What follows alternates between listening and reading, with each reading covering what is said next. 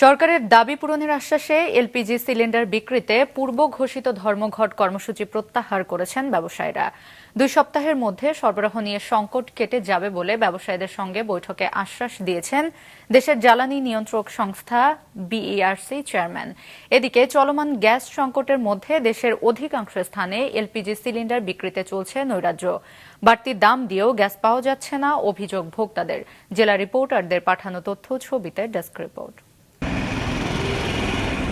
LP gas cylinder সমবায় সমিতির সরবরাহ ও বিপণন বন্ধের ঘোষণার প্রভাব পড়েছে চট্টগ্রামের বাজারে। এতে এলপি গ্যাস সংকটে ভোক্তাদের অভিযোগ, গত কয়েকদিন থেকে বাড়তি দামে এলপি গ্যাস কিনছেন তারা। তবে আজ সরবরাহ ও বিপণন বন্ধ থাকায় অনেকেই এলপি গ্যাস কিনতে এসে ফিরে যাচ্ছেন। খুচরা ব্যবসায়ীরা বলছেন, প্লান্ট থেকে গ্যাস সরবরাহ বন্ধ। গ্যাস সিলিন্ডার যাচ্ছিলাম, বাসায় গতকালকে থেকে গ্যাস নাই, এখন থেকে দোকানে কোনো জায়গায় গ্যাস পাচ্ছি না। ডিলাররা আসলে গ্যাস দিচ্ছে না, ফোন করেও পাওয়া যাচ্ছে ওদেরকে, প্রতিদিন বারবার করে ফোন দিয়ে ওরা গ্যাস দিতে পারছে না, বলতেছে প্ল্যান্ট থেকে গ্যাস বন্ধ।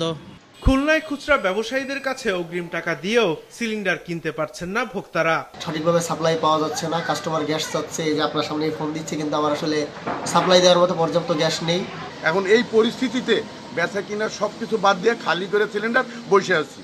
টানা 7 দিন ধরে একই পরিস্থিতি বিরাজ করছে যশোরে।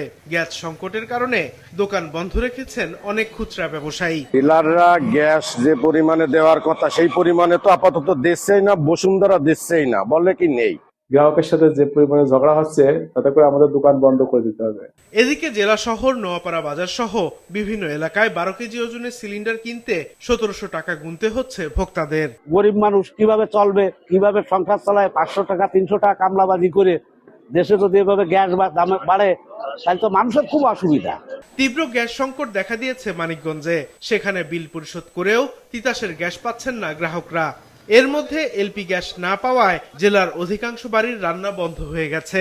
এখন আমি গ্যাস নিতে আসছি, দোকানে গ্যাস নাই, অর্ধেক রান্না হয়ে গেছে, এখন আমি গ্যাস পাবো, গ্যাস দেন একটা নাই আপনার কাছে না। তবে ভিন্ন চিত্র দেখা গেছে দিনাজপুরের হিলি সহ বিভিন্ন উপজেলায়। যথারীতি দোকানগুলোতে চলছে সিলিন্ডার গ্যাস বিক্রি, তবে বাড়তি দাম নিচ্ছেন ডিলাররা। আগে ছিল 1180, তারপর 1200, 1250, 1300, 1400 টাকা কিনতে হচ্ছে। একটু সমস্যা এটা। তারা বলতেছে যে গ্যাসের সংকট, ক্রাইসিস, গ্যাস দিচ্ছে না কোম্পানি, এজন্য গ্যাসের রেট একটু বেশি।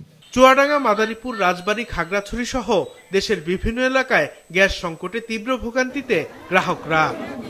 সাদেকুর রহমান সিদ্দিকী, মাছরাঙা, নিউজ ডেস্ক।